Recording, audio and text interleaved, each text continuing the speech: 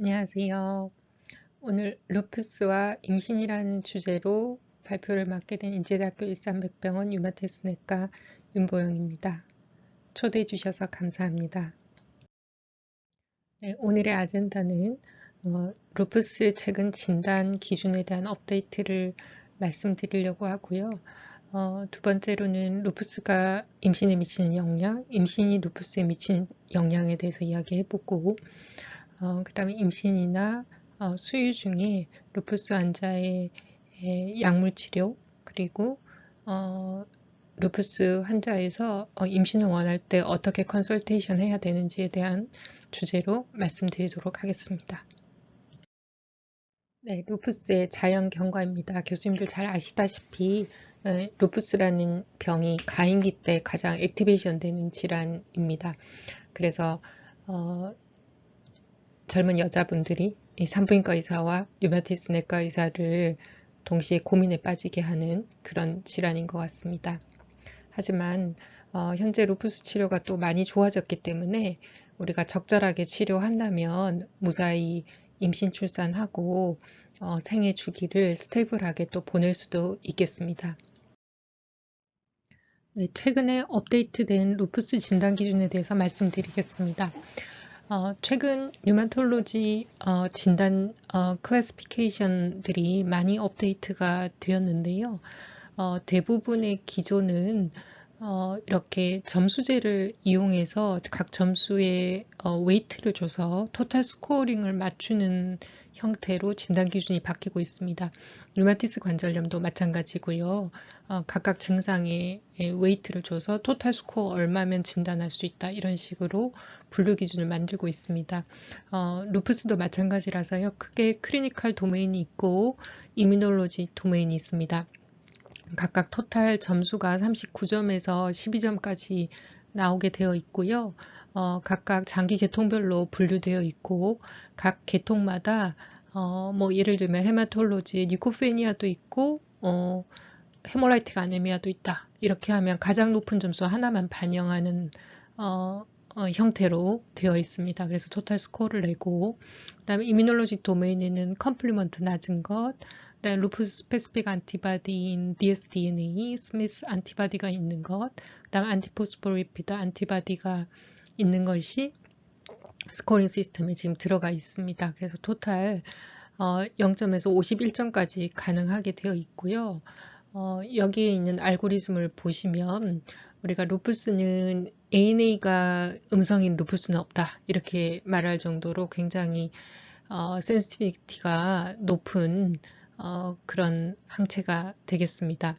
그래서 ANA가 반드시 보통 있어야 한다. 만약에 루푸스가 너무 의심된다 하면 ANA를 반복적으로 체크하다 보면 결국은 ANA가 나온다. 이렇게까지 이야기를 하고요. 그런 경우에는 ANA가 음성이라고 생각하는 게 아니고 너무 낮아서 디텍션이 잘 안 된다. 이렇게 저희들이 이야기를 하고 있습니다. 그래서 ANA가 양성이고 이 스코어링 시스템이 10점 이상인데 이때 이제 중요한 건 한쪽 크라이테리어만으로도 10점을 만족하는 경우는 인정하지 않고요. 반드시 클리니컬 크라이테리어가 하나 이상 있어야 되는 걸로 되어 있습니다. 그러니까 증상 없이 안티바디만 있는 경우 루푸스라고 하지 않겠다 이런 뜻이 되겠습니다.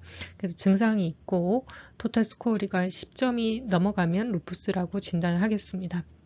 하지만 10점이 되지 않는 경우나 ANA가 음성인 경우도 우리가 여러 가지 상황을 따져서 결국은 클리니컬한 루푸스로 보고 루푸스에 준해서 감시하는 경우도 있기 때문에 이런 디테일한 부분은 류마톨로지스트의 의견이 좀 필요할 것 같습니다. 다음은 루푸스가 임신의 이후에 어떤 영향을 준지 본 메타 논문이 되겠습니다.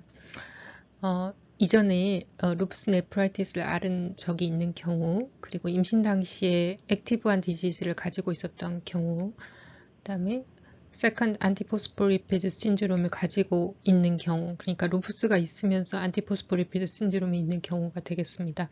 이런 경우가 통계적으로 유의하기에 라이브 버스의 빈도를 낮춘 것을 볼 수 있겠습니다.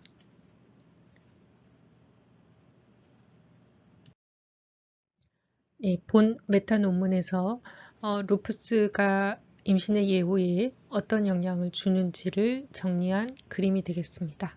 대부분 앞에서 말씀드렸듯이 루푸스 네프라이티스, 그다음 액티브한 디지즈 때 예후가 모두 좋지 않고 프리텀 버스를 일으킨다거나 아니면 프리에클람지아를 더 유발하거나 그다음 제스테이셔널 에이지보다 피투스가 좀 더 작아진다거나 하는 임신에 여러 나쁜 영향을 주는 걸 알 수 있겠습니다. 네, 루푸스가 임신의 예후에 나쁜 영향을 주었던 것처럼요. 임신이 루푸스에 나쁜 영향을 주는 건 잘 알려져 있습니다. 여성 호르몬이 루푸스의 나쁜 리스크 팩터이기 때문인데요.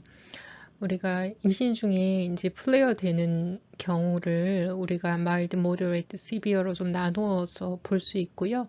마일드한 경우에는 대부분 프레드니솔론이나 하이드록시클로콰인으로 잘 유지가 될 수 있고, 하지만 모더레이트인 경우에는 프레드니솔론 20mg 이하 정도 유지하는 걸 임신 때는 권하고 있는데, 이 정도 도주로 유지가 잘 안 되는 경우에는 아자프린이나 설파살라진 같이 임신 때 허용된 약으로 또 사용해 볼 수 있겠습니다. 하지만 이제 시비어하게 플레어 된 경우는 이제 고민에 빠지게 되는데요. 예를 들면 루푸스 네프라이티스라든지 뭐 페리카다이티스가 생겼다든지 렁에 문제가 생겼다든지 아니면 시비어한 헤마톨로지에 문제가 있다든지 그다음에 카타스트로픽 안티포스포리피드 안티바디 신드롬이 생긴다면 이건 이제 산모의 목숨에도 영향이 있기 때문에 여러 가지 또 위중한 치료를 하게 되고 또 이럴 때 피탈 세이프티에 대해서 또 고려를 해야 되기 때문에 이제 딜레마에 저희들이 놓이는 상황이 벌어지게 되겠습니다. 그래서 이제 이때는 생물학적 제재 같이 아직까지 완전 검증되지 않는 세이프티가 완전 검증되지 않지만 패솔로직하게는 이제 태아에 문제가 없을 것으로 생각되는 약까지 고려하게 된다고 말씀드릴 수 있겠습니다. 따라서 임신 기간에 어떻게 모니터링 하는지는 굉장히 중요하겠습니다. 루푸스가 나빠지는 것인지 아닌지 확인하는 게 필요한데요. 그게 임신 당시 그리고 각각의 트라이메스터마다 first, second, third 트라이메스터마다 그리고 포스트파툼마다 우리가 정기적으로 랩을 할 필요가 있겠습니다. 환자의 증상이 나빠지는지 보는 것과 동시에 랩을 해야 되는데 이제 이 주기와 함께 유마티스 내과 의사와 유마티스 의사와 산부인과 의사가 함께 만날 수 있는 것이 필요하겠습니다. 그래서 유마티스 내과 의사는 한 3개월에 한 번은 임신 기간에 꼭 만난다 이렇게 생각하시면 좋을 것 같고요. 이때 저희들이 주로 하는 랩은 CBC와 뭐 LFT, 리피드 배터리, 글루코즈, 그다음에 더블 스트레인 DNA, 그다음 컴플리먼트, ESR, CRP, UAE, 그다음에 유린의 프로테인 크레아틴 레이셔를 체크를 합니다. 이 중에 이제 임신 루틴 체크업의 대부분이 좀 들어갈 것 같고요. 그 외에는 저희 dsDNA, 그 다음에 컴플리먼트가 중요한 저희 유마티스 영역의 랩이라고 할 수 있겠습니다. 그리고 또 중요한 것은 루푸스 환자들은 컨트라 인디케이션이 없는 한은 임신 전기간에 하이드록시클로로콰인을 반드시 사용하게 되어 있습니다. 루푸스의 플레어를 막아주고 그 다음 피투스에는 안전하다는 것이 입증이 되어 있기 때문에 하이드록시클로로콰인을 반드시 유지하는 게 중요하겠고요. 그 다음 퍼스트 트라이메스터 후기 정도부터 우리가 로도스 아스피린을 이제 프리에클람지아를 예방하는 차원에서 사용하는 것이 좋은 것으로 권고되고 있습니다. APS 안티바디가 있는 환자들 같은 경우는 바스큘라 APS이냐 업스테트릭 APS이냐에 따라서 로몰레큘라 웨이트 헤파린 용량이 다르기 때문에 확인을 해야 하고요. 그 다음에 로도즈 아스피린은 바스큘라 업스테트릭 APS 모두에게 권고하기 때문에 로 몰레큘라 웨이트 헤파린과 함께 사용하는 것이 중요하겠습니다. 그리고 로와 라의 안티바디는 플라센타를 통과한다고 알려져 있고 피투스의 핫블럭에 영향을 주는 핫블럭을 일으킬 수 있는 것으로 알려져 있는 안티바디이기 때문에 임신할 당시에 반드시 체크를 해야 되고요. 그리고 이때도 하이드로시클로콰인을 사용하고 있으면 예방 효과가 있다고 알려져 있기 때문에 반드시 컨트라 인디케이션이 없는 경우는 하이드로시클로콰인을 임신기간 전기간 동안 유지할 수 있도록 해주셔야 합니다. 세컨, 서드 트라이메스터에도 역시 액티베이션 되는지 계속해서 감시할 필요가 있겠고요. 이제 이때 로라 안티바디가 있는 환자들의 이제 피투스는 에코로 면밀히 관찰해야 하고요. 이때 이제 하트블럭이 생기는 경우에는 덱사메타존으로 치료를 할 수 있겠습니다. 플라센타를 통과할 수 있는 스테로이드가 덱사메타존이기 때문에 덱사메타존을 데일리 4mg 수주 사용한 다음에 에코를 팔로우해서 좋아졌는지 확인할 필요가 있겠습니다. 이제 포스트파툼 때는 사실은 루푸스가 이때도 플레어 될 수 있기 때문에 보통 출산 후에 6주 정도에 저희가 외래에서 이제 환자를 팔로우해서 검사를 하게 되고요. 그리고 APS 신드롬이 있었던 환자들은 다시 와파리네이션으로 바꾼다거나 아니면 단순히 임신에만 문제를 일으키는 APS 같은 경우에는 6 내지 12주 이후에 약을 끊어주는 방식으로 치료를 마무리하게 됩니다. 임신 중에 루푸스 네프라이티스가 나빠진 것인지 프리에클람지아가 생긴 건지를 감별하는 것은 굉장히 중요하겠습니다. 치료에 큰 차이가 있기 때문이죠. 루푸스 네프라이티스 경우에는 임신을 유지하면서 각각 여러 치료를 시도해 볼 수 있고요. 프리에클람지아 같은 경우에는 나빠질 때 델리바리를 해야 산모를 구할 수 있기 때문에 굉장히 다른 치료의 차이가 있어서 DDX 하는 건 굉장히 중요하겠습니다. 하지만 이 구분은 산부인과 선생님들께서 훨씬 잘 하실 것 같고요. 루푸스가 나빠진 것을 흔히 감별하는 방법은 앞에서 말씀드렸던 그 랩에서 루푸스의 액티비티가 올라가 있다는 것을 확인함으로써 DDX가 가능하겠습니다. 그리고 루푸스에서는 흔히 나타나지 않은 LFT가 갑자기 올라간다든지 스키스토사이트가 많아진다든지 유릭 애시드가 올라간다든지 이런 것은 루푸스 플레어에서는 나타나지 않은 랩이 되겠습니다. 네, 임신기간 동안 약물의 안정성에 대해서 말씀드리겠습니다. 임신 전부터 미리 약물을 끊어줘야 되는 약으로 사이클로포스파마이드, MTX, MMF가 대표적이고요. 대부분 루푸스 네프라이티스에 사용되는 면역 억제제이기 때문에 루푸스 네프라이티스 환자가 임신하면 안 된다고 하는 이유가 대부분 약물 사용이 어렵고 그래서 루푸스가 더 나빠질 수 있기 때문이라고 이해하시면 좋겠습니다.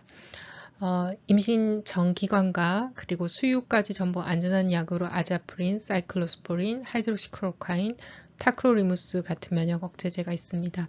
엔세이드 같은 경우에는 20주까지는 사용하실 수 있고요. 프레드니졸론 같은 경우는 하루에 20mg 이하로 유지하면 임신 전 기간 수유까지 안전하다고 보시면 되겠습니다.